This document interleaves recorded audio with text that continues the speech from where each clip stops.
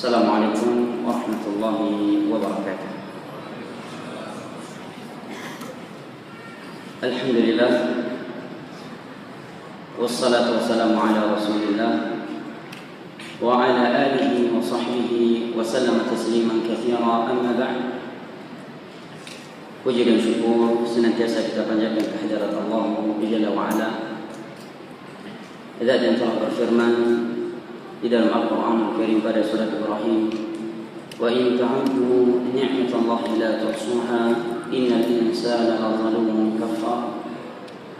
Dan kalaulah kalian ingin menghitung-hitung akan nikmat Allah atas kalian, la tuhsuha, niscaya kalian tidak akan mampu menghitungnya. Innal insana lazalumun kafar, sesungguhnya manusia itu pelaku kezaliman dan kekufuran.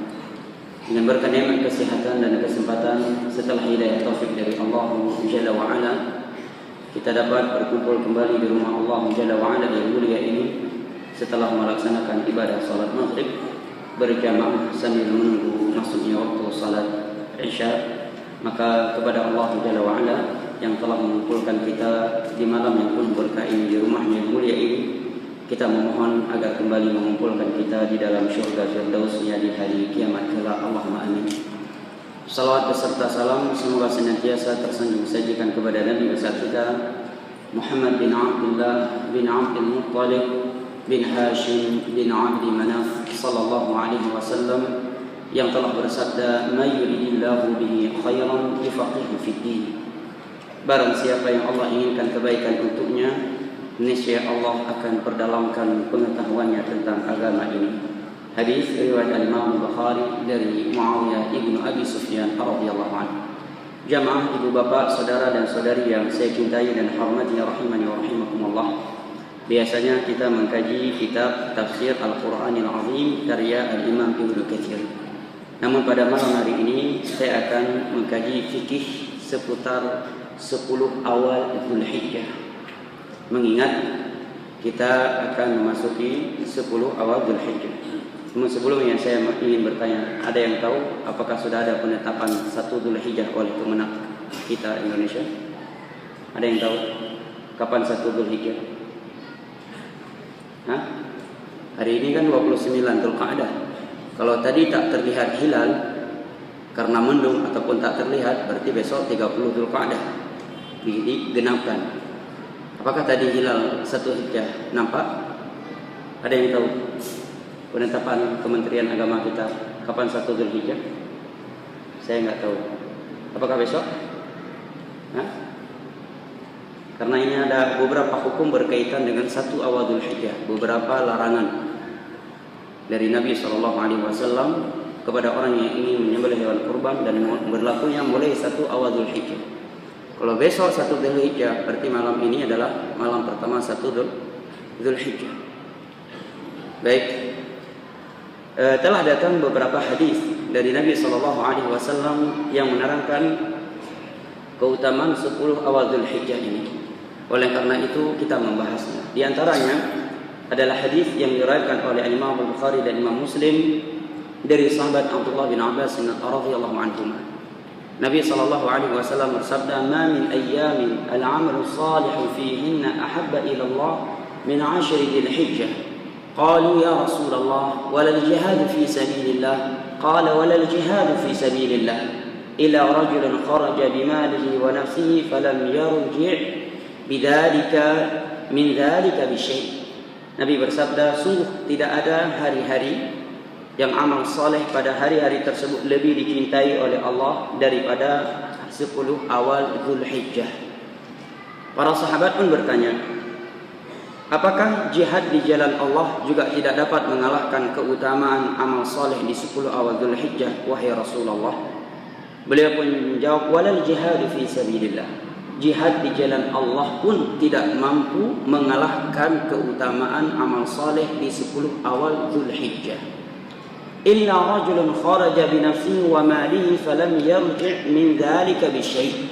Kecuali seorang mujahid yang berjihad dengan harta dan nyawanya dan tidak kembali sedikit pun dari nyawa dan hartanya tersebut.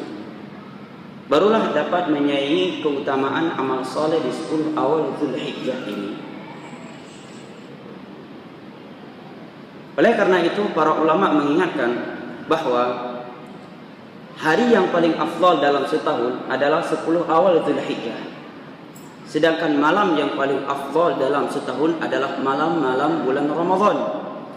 Khususnya 10 akhir dari bulan Ramadan, dan lebih khusus lagi adalah malam Lailatul Qadarnya.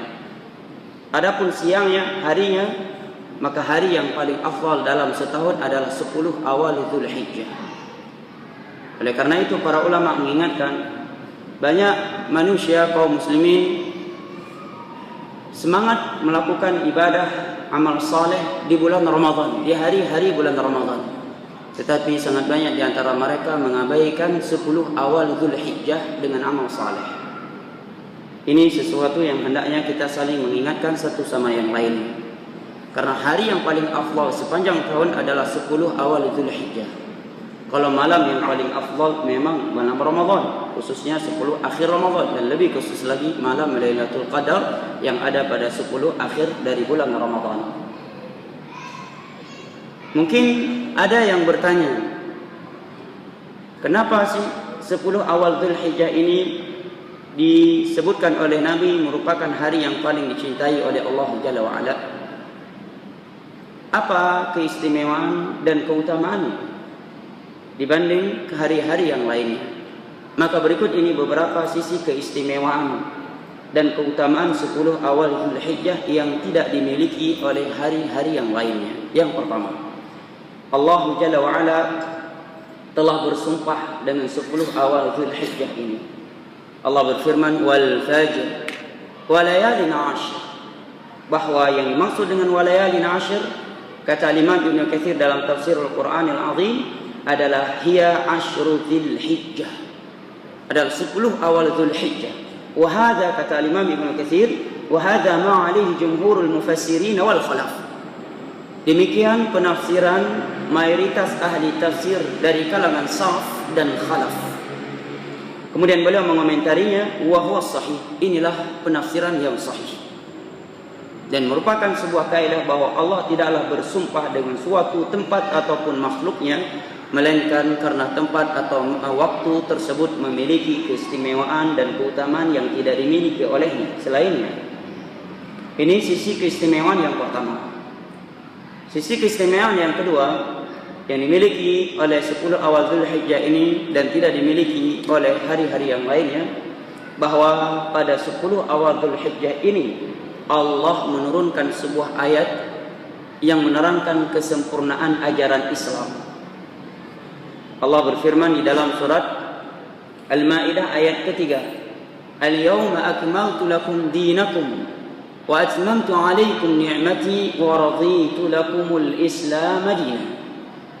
Hari ini telah aku sempurnakan agama kalian, telah aku sempurnakan atas kalian nikmatku, wa raditu lakumul Islam dinan, dan telah aku ridhai Islam ini satu-satunya agama untuk kalian. Ayat ini turun pada haji wada' di hari Jumat dan pada hari Arafah, sebagaimana yang diterangkan di dalam riwayat Al-Imam Al-Bukhari. Ada seorang Yahudi berkata kepada Umar bin Khattab radhiyallahu anhu, innakum taqra'una ayatan law nazalat fina lattakhadnaha 'ida. Kalian membaca sebuah ayat di dalam Al-Quran yang kalaulah ayat itu turun kepada kami Yahudi, niscaya kami akan merayakan hari turunnya ayat tersebut.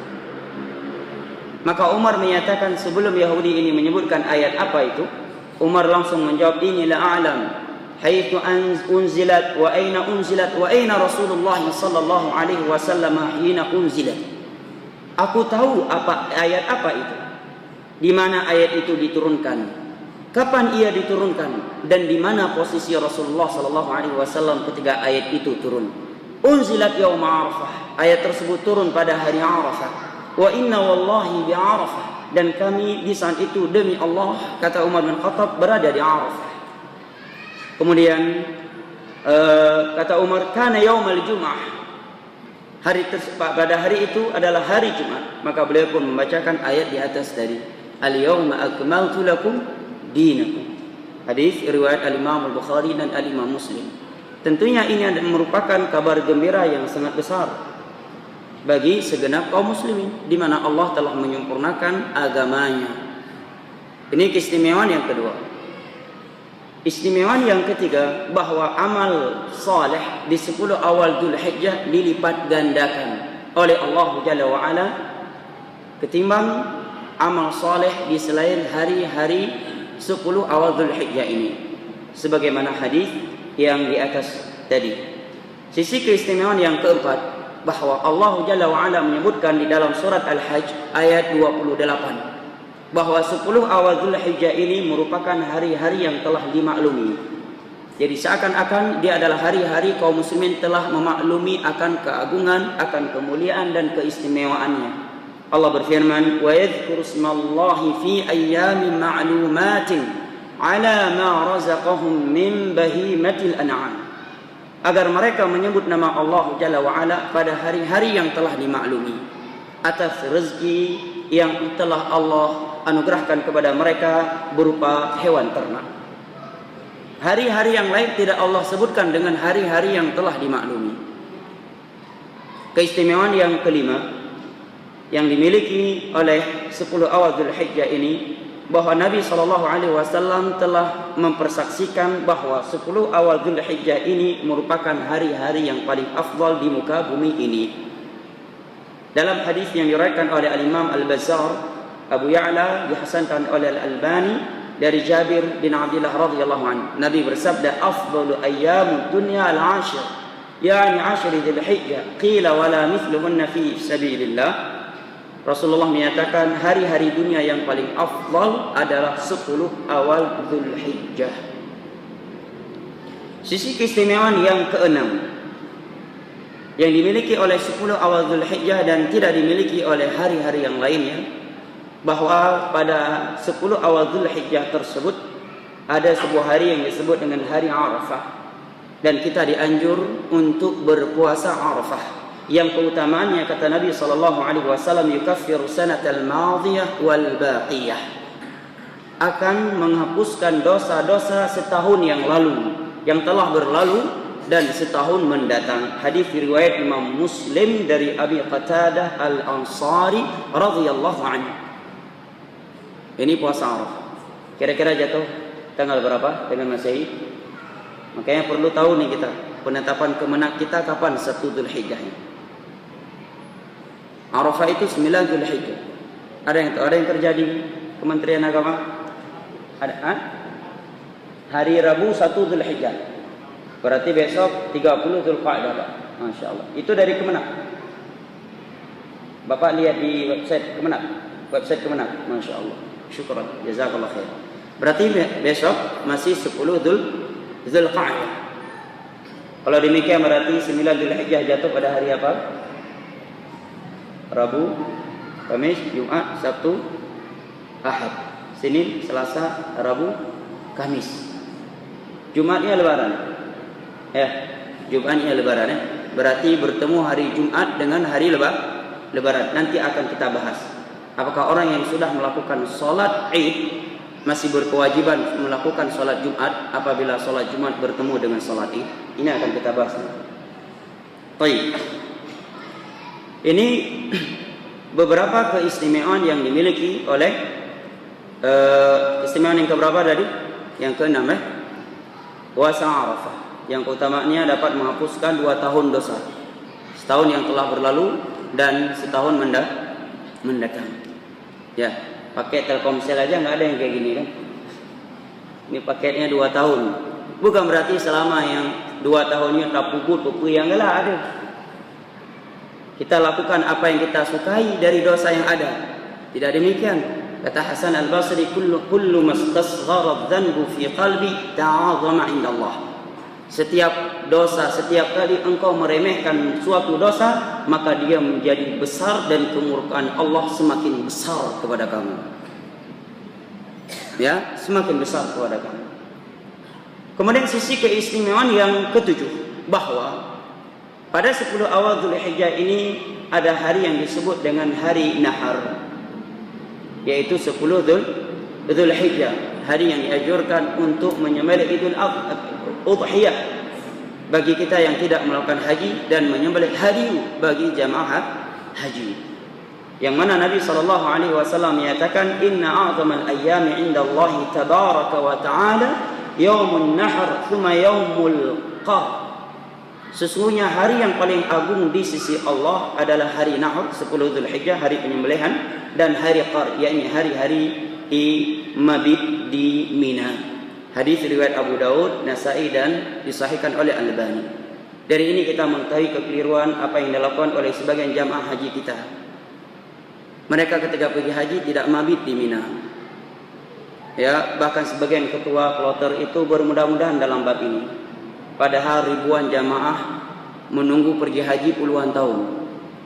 Ya, nabung uang sekian puluh tahun. Bahkan ada yang menjual asetnya untuk pergi haji. Begitu sampai di sana, di Mina nggak ada mabit, di Musdalifah nggak ada mabit. Kita nggak apa-apa, lanjut aja biar bisa Ramyul Jumrah. Padahal sebagian ulama berpendapat bahwa mabit di Mina itu hukumnya rukun. Yang namanya rukun kalau tidak dilaksanakan maka tidak sah suatu ibadah. Ini karena suka buru-buru kita Indonesia demikian. Yang ada ditiadakan, yang tiada diada-adakan. Seringnya demikian. Mabit di Musdalifah juga ditiadakan. Sebagian ulama berpendapat rukun. Sebagiannya berpendapat wajib, kalau tidak maka bayar dam. Kalau rukun nggak bisa dibayar dengan dam, nggak sah haji. Dan sebagian kecil dari ulama berpendapat sunnah muakkadah. Kita ambillah hukum yang paling kecilnya, sunnah muakkadah. Lah haji sekali dalam seumur hidup.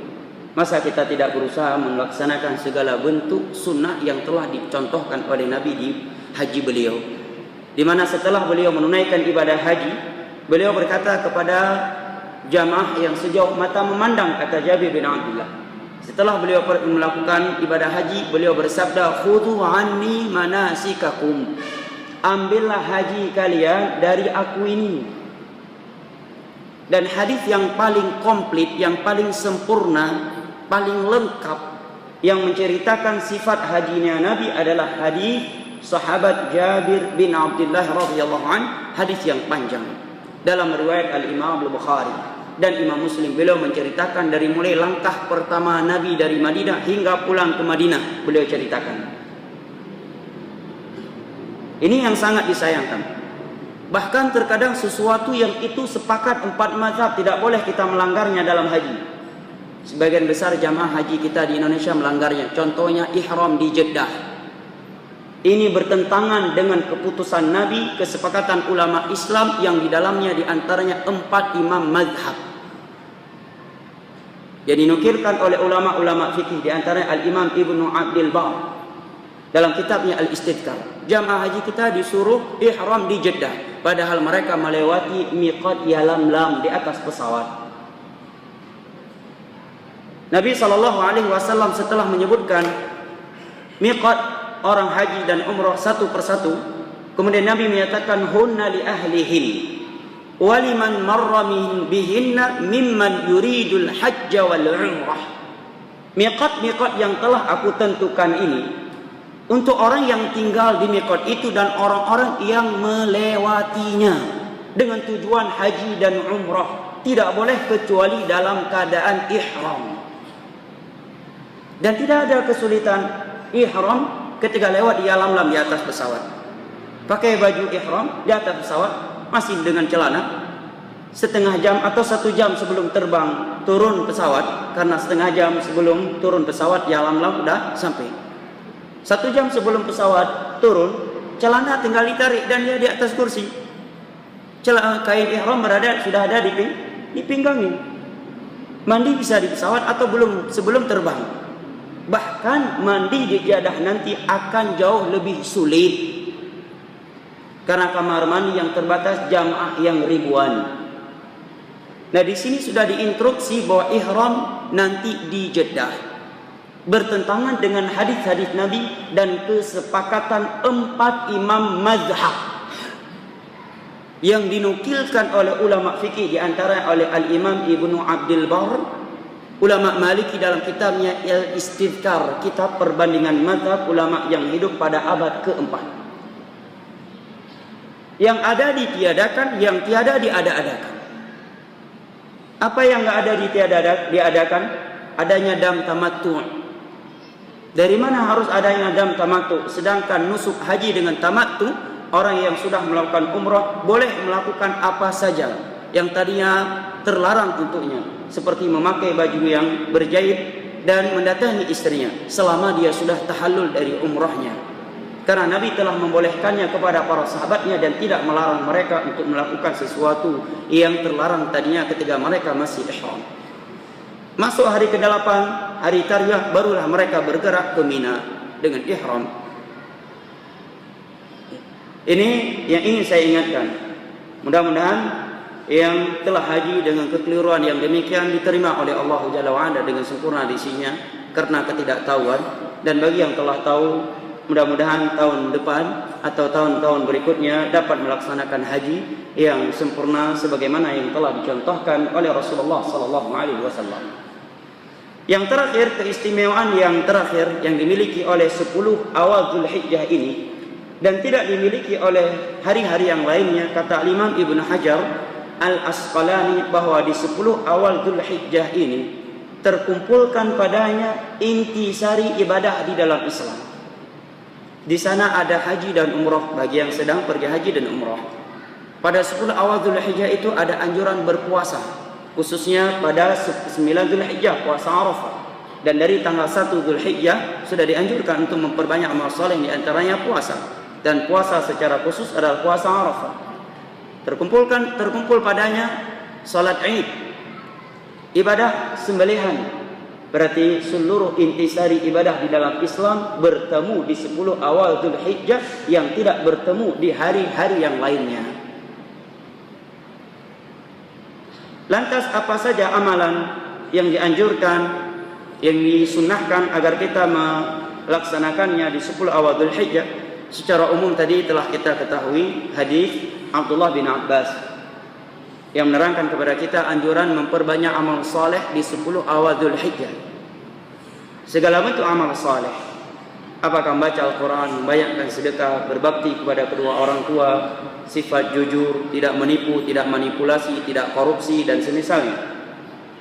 Karena ibadah di suatu tempat yang istimewa, waktu yang istimewa, itu bertambah pahalanya. Kata para ulama, demikian pula dengan dosa. Apabila Allah dan Rasul menyebutkan keistimewaan suatu waktu dengan ibadah, maka ketahui pula bahwa dosa di hari-hari tersebut juga semakin besar. Lebih besar dosanya ketimbang hari-hari yang lain. Nah, itu secara umum. Secara khusus tadi adalah puasa Arafah dan memperbanyak takbir dan tahlil di 10 awal Dzulhijjah. Mulai dari 1 awal Dzulhijjah. Apakah dikeraskan ataukah tidak?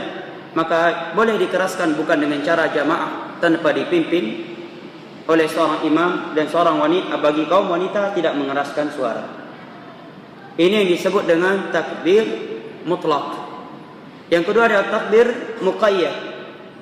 Yang kedua ini sepakat para ulama, dimulai dari subuh hari Arafah hingga selesainya hari tasyrik, yaitu hari ke-13 Dzulhijjah. Dianjurkan kaum muslimin untuk bertakbir dengan suara yang keras tanpa dipimpin oleh seorang imam. Nah, adapun takbir dari 1 awal Dzulhijjah tadi hal yang terjadi silang pendapat di antara ulama. Ada yang berpendapat itu dianjurkan, ada yang menyatakan tidak. Dan itu masalah khilafiyah fiqhiyah yang hendaknya kita saling berlapang dada. Kemudian hal yang dianjurkan pula adalah secara khusus adalah al-udhiyah, ibadah hewan kurban. Ayat-ayat dan hadis-hadis yang menganjurkan kita kepada hewan kurban sangatlah banyak. Saya anggap ini hal yang sudah dimaklumi dan juga karena waktu yang terbatas. Tapi yang ingin saya tekankan di sini bahwa ulama fikih, ulama Islam, mereka berselisih apakah ibadah hewan kurban ini wajib bagi orang yang mampu pada hari tersebut ataukah sunnah muakkadah. Ada dua pendapat. Sebagian ulama berpendapat wajib bagi orang yang mampu, dan itu pendapat yang sangat kuat. Sebagian ulama yang lain berpendapat sunnah muakkadah. Sunnah muakkadah itu sudah hampir wajib. Mendengar demikian tentunya kita termotivasi untuk melaksanakan ibadah hewan kurban. Apabila sholat tahajud 2 rakaat sunnah subuh, sholat sunnah rawatib, kita semangat menjaganya, padahal tidak ada ulama yang berpendapat wajib. Lalu kenapa dengan ibadah hewan kurban kita tidak semangat melaksanakannya, padahal sebagian besar ulama berpendapat wajib? Hanapeng kan hanapeng ji samsu na tiuro, ardat na tiuro, ya, ji samsu pada tabangko. Berapa harga ji samsu satu bungkus sekarang? Hah? Berapa? Nggak ada yang merokok di masjid ini, masya Allah, alhamdulillah, alhamdulillah, alhamdulillah. Saya yakinnya yang ada di masjid ini laki-laki semua yang nggak ada yang merokok karena berada di dalam masjid. Nggak tahu kalau udah keluar masjid. Ya, ada yang bilang seingat saya 19.000, betul? Hah? Betul? Ada yang keliru? 20.000 Pak, Bapak tahu ya? Oh ada iklannya, Insya Allah. 20.000 satu hari, kali sebulan berapa Pak? 600.000 kali setahun 7 juta, betul? Hah? 7 juta? Ya dok, 600.000 kali 12 bulan 7.800.000. Hah? Kok 2 juta? 7.200.000. Kambing berapa badu harga paling mahal? 10 juta yang paling mahal. Harga kambing paling mahal 4 juta. Berarti kan masalahnya bukan nggak ada uang, nggak ada keinginan, nggak ada keinginan dan lemahnya iman. Padahal bab sedekah kalkulasinya beda dengan bab dunia. Dalam urusan dunia peng 10 ribu, tacok terbe kurang menjadi 10 ribu. Tetapi dalam bab sedekah uang 10.000 dikeluarkan 1.000 sama dengan paling kecil 19. Karena setiap kebaikan dilipat gandakan oleh Allah menjadi 10 kali lipat, itu paling kecilnya. Dan Allah sebutkan dalam surat Al-Baqarah, ambatat sab'a kamathali habbatin ambatat sab'a sanabila fi kulli sumbulatin mi'atu habba wallahu yudha'ifu liman yasha wallahu wasi'un alim. Sedekah itu seperti sebuah biji yang menumbuhkan sebuah pohon yang memiliki 7 cabang. Di setiap cabangnya ada 100 buah. Semuanya berapa? Berarti 700. Berarti 4 juta dikali 700. Berapa sama dengannya? Berapa Pak? Banyak. Banyaknya berapa Pak? 2,8 M, betul? Ya, 2,8 M. Per juta ada juga Allah gebala 2,8 M. Masya Allah. Wallahu yudha'ifu liman yasha', bahkan Allah bisa melipat gandakannya lagi. Ini untuk Allah. Tapi kalau untuk urusan dunia, jadi caleg setiap desa siap kita kasih 1 ekor sapi, walaupun masyarakat setempat belum tentu memilih kita. Ngambut roh ku pilih kau yang galak untuk yang penting dapat jual haju lain kau ti tak cok je peng dah cok beru-beru haju. Dah pilih kau yang galak dah pilih. Belum tentu dia dipilih, tapi siap memberikan 1 ekor sapi untuk setiap desa agar dia dipilih oleh masyarakat setempat. Padahal belum tentu dipilih, ya kan? Bahkan saya pernah melihat sebuah tempat di Aceh, nggak perlu saya sebut nama tempatnya. Rupanya setelah pilkada dia nggak terpilih, dia minta kepada tim sesnya keliling kampung kembali meminta beras dan uang yang sudah dibagi-bagikan buat masyarakat. Coba bayangkan. Dan ini untuk Allah setahun sekali, nggak lebih 4 juta hewan kurban. Coba kita pikirkan, kalau di Aceh nggak usah 100%, 60% masyarakat semuanya sembelih hewan kurban. Semua masyarakat Aceh merasakan daging kurban sekian hari, sebagaimana orang-orang kaya pula.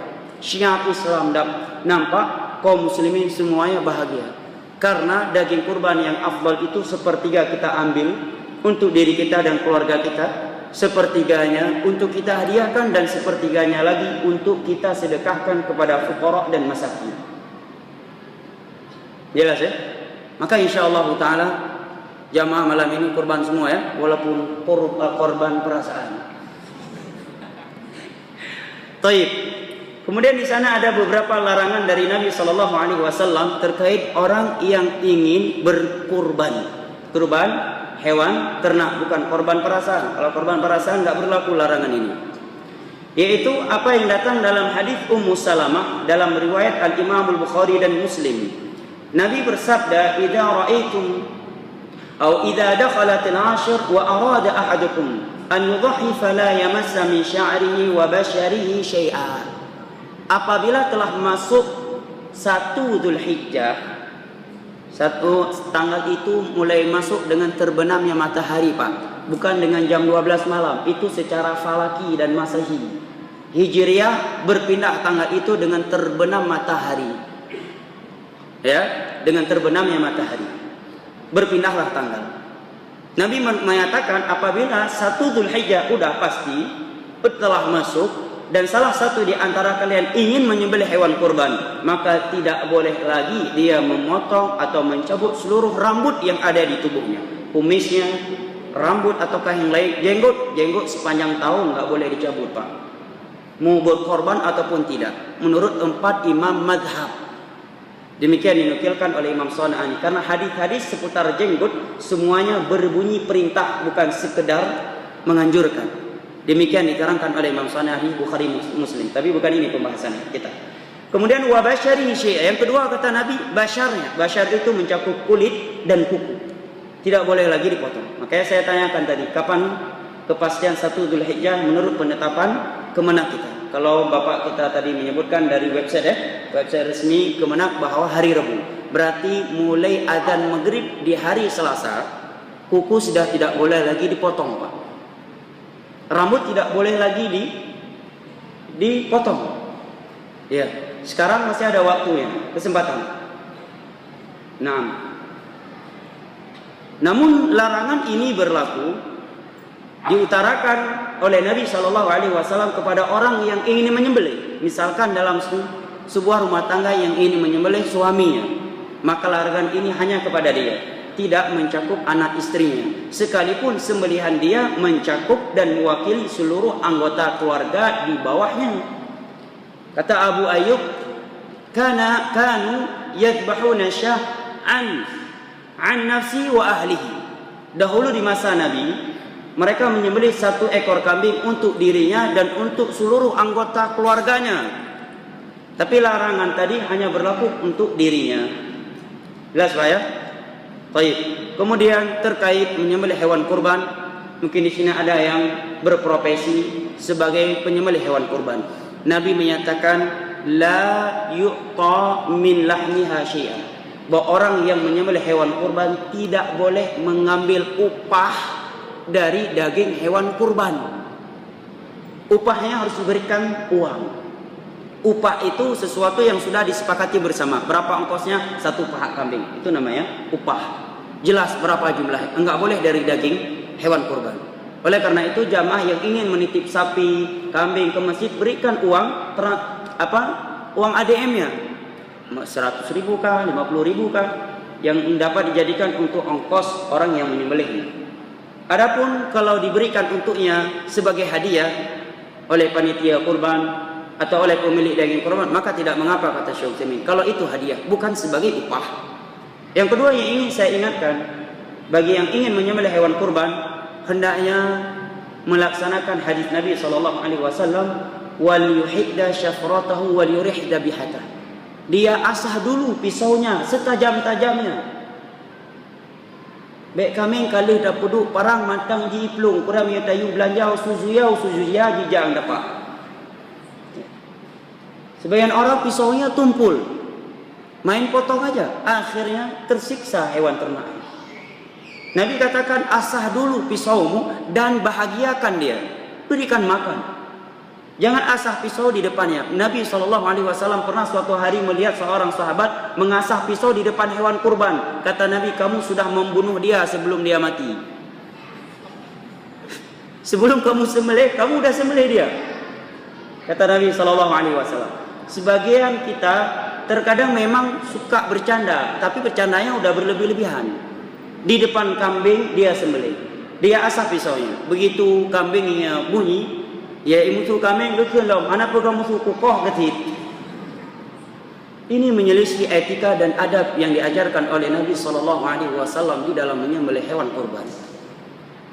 Kemudian pas pembahasan yang terakhir, apabila bertemu hari Jumat, sholat Jumat dengan sholat Id, apakah masih ada kewajiban untuk sholat Jumat ataukah ada keringanan? Berikut ini asar-asar dan hadis-hadis terkait itu ya. Mari kita simak. Yang pertama, hadis yang diriwayatkan oleh Imam Ahmad, Abu Daud, Imam Nasai, Ibnu Majah, Darimi dan Hakim, disahihkan oleh Imam Nawawi dalam kitabnya Al-Majmu' Syarhul Muhadzab. Beliau katakan isnadun jayyid. Ya. Dari sahabat Muawiyah ibnu Abi Sufyan bahwa Zaid bin Arqam ditanya oleh Muawiyah, apakah kamu pernah ingat enggak bahwa di masa Nabi pernah bertemu hari Jumat dengan hari raya? Dia menjawab, iya. Kaifa sana? Apa yang dilakukan oleh Rasulullah? Kata beliau, shallal Id.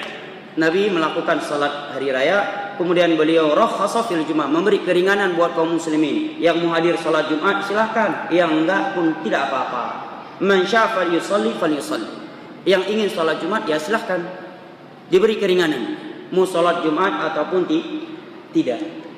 Nah, hadis yang kedua adalah hadis Abu Hurairah, riwayat Imam Hakim. Nabi bersabda, qad ijtama'a fi yaumikum hadza 'aidan faman syaa'a jaza'ahu minal jum'ah wa inna mujammi'un. Hari ini telah bertemu dua hari raya. Hari raya dalam sepekan yaitu hari Jumat, dan hari raya Idul Fitri atau Idul Adha. Yang ingin salat Jumat, barang siapa yang ingin tidak hadir dari salat Jumat, maka silakan, karena salat hari raya sudah cukup untuknya. Adapun kami tetap melaksanakan salat Jumat karena Nabi sebagai imam. Ya. Dalil yang ketiga adalah hadis Abdullah bin Abbas radhiyallahu anhu yang diriwayatkan oleh Ibnu Majah. Ya, Nabi juga berkata dengan makna yang sama di atas, dan beberapa hadis yang lainnya. Kesimpulannya apa? Bahwa apabila bertemu hari Jumat dengan hari raya, maka ada keringanan untuk tidak salat Jumat. Walaupun dia pergi salat Jumat, maka lebih afdal. Dari sisi keringanan ada keringanan, tetapi kewajiban dia tetap harus salat zuhur di rumahnya. Jadi jangan diingkari kalau ada keluarganya enggak pergi salat Jumat di hari raya. Hari raya pertama tentunya, jangan ditakwil ke hari raya kedua, ketiga, keempat. Hari raya sih, ini hari raya drone. Baik, hari pertama, ya, bertemu Jumat dengan hari raya. Maka boleh dia enggak salat Jumat tapi salat zuhur. Ya, demikian yang diterangkan oleh mazhab Syafi'i Hambali. Dan ini pula yang dikeluarkan oleh Al-Lajnah Ad-Daimah rahimahullahu taala. Adapun imam dan muadzinnya tetap mengumandangkan adzan untuk salat Jumat bagi yang ingin menghadiri. Wallahu taala a'lam bissawab. Kiranya ini yang dapat saya sampaikan pada pembahasan hari ini. Jika waktu masih tersisa, saya persilakan jika ada kritikan ataupun masukan yang ingin disampaikan.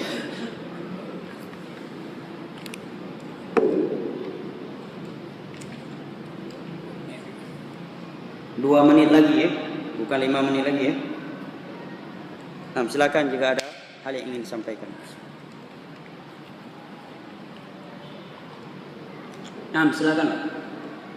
Yang mana ya? Ya. Ya.